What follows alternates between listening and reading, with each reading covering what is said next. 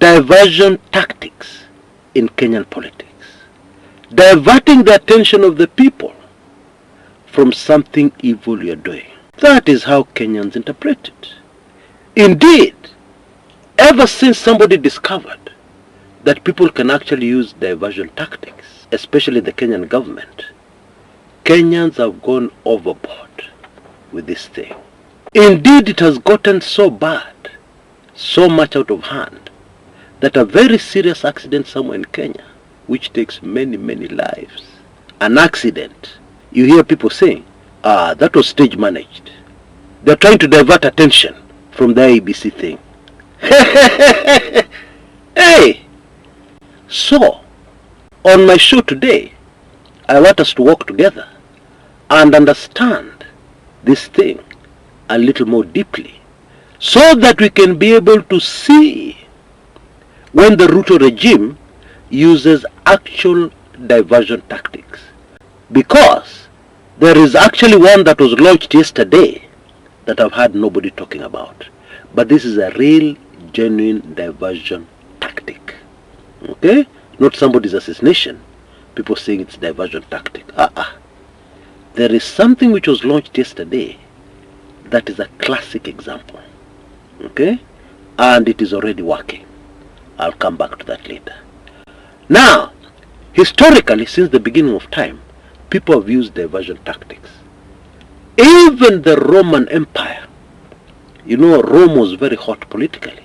So what did they do? A lot of emphasis on foreign invasion, foreign victories, etc., etc. Which brings us to a very important key point here. Genuine diversion tactics since the beginning of time usually involve a foreign power, a foreign country. Why?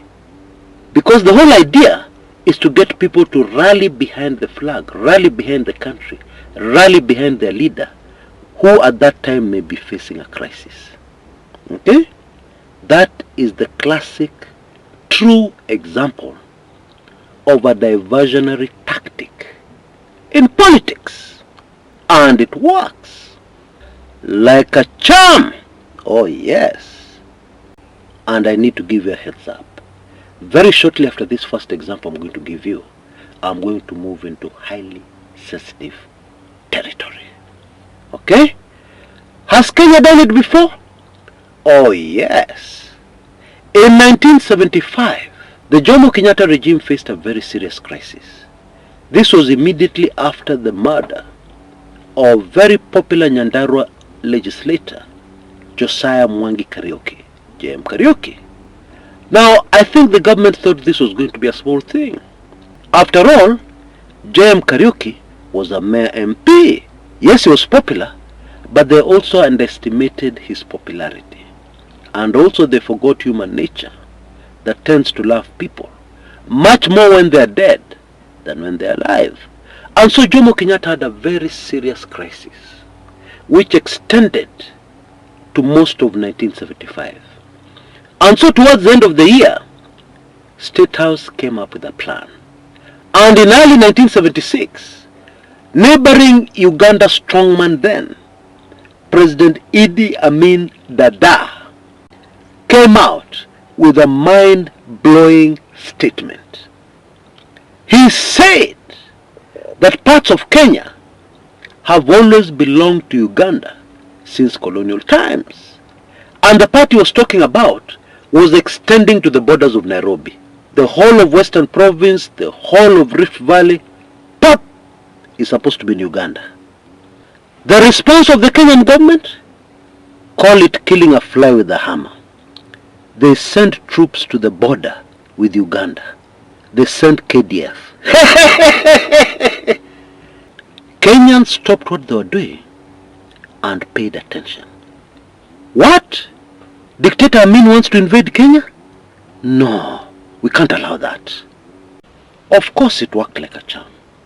If you have a problem in your house and the neighbor attacks you, you're going to rally behind your leader in that house to deal with the neighbor. You'll finish your squabble later. And that is how the very serious JM crisis passed for the Jomo Kenyatta regime.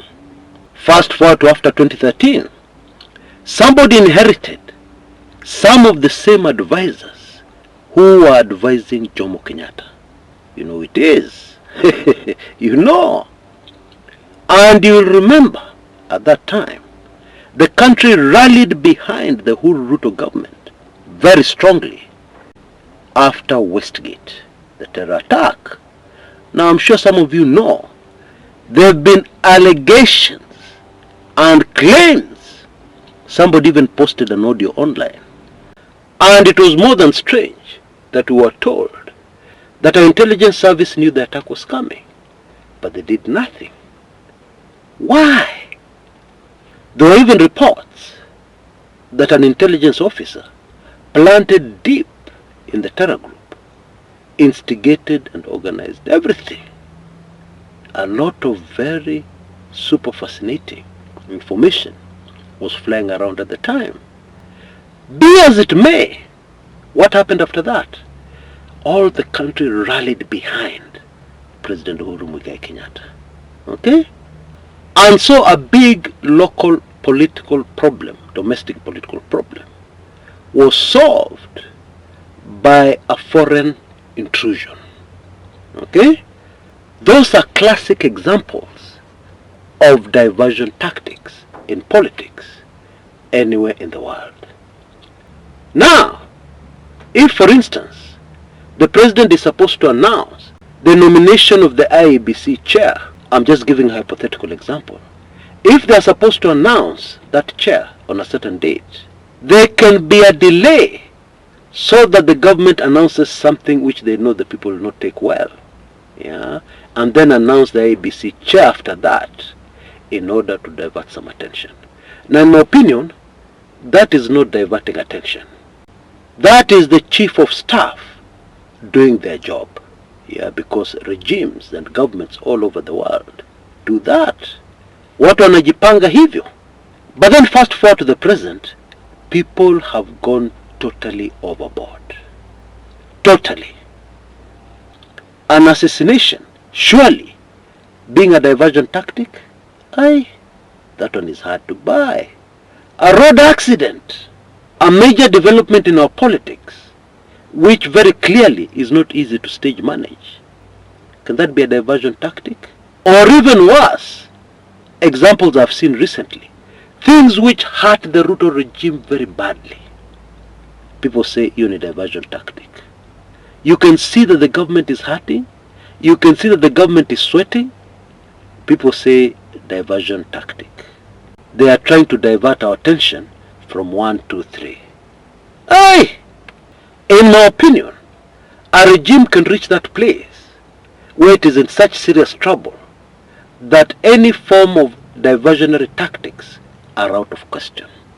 Just like an individual, you have so many financial problems, and then you try to divert the attention of the auctioneers who are coming into your house to attach things.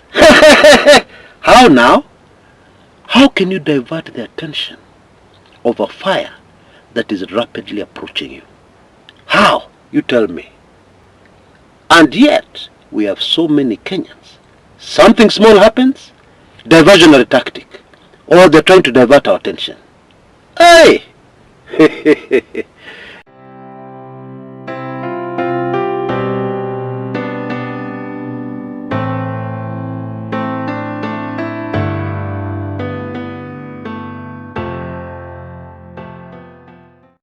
Anyway, I hope we all now have a little more clarity over this issue. Yeah, because some people are stubborn. What they believe is true. Mpende mspende. Yeah, which is okay. That is their constitutional right. Now, very quickly before I go, I am so humbled at the response of many of you in gifting the Kumekucha brand as we celebrate 20 years. I am so humbled. I am so grateful.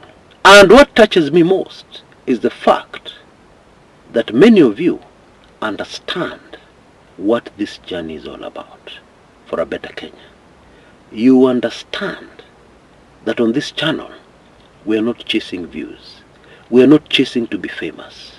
We're just being consistent in our own small way, trying our best to make as huge a contribution as possible to a better Kenya. I'm so proud of you in understanding. Now the period of gifting has been extended. You can see details on your screens right now. Thanks so much in advance, those who are still coming.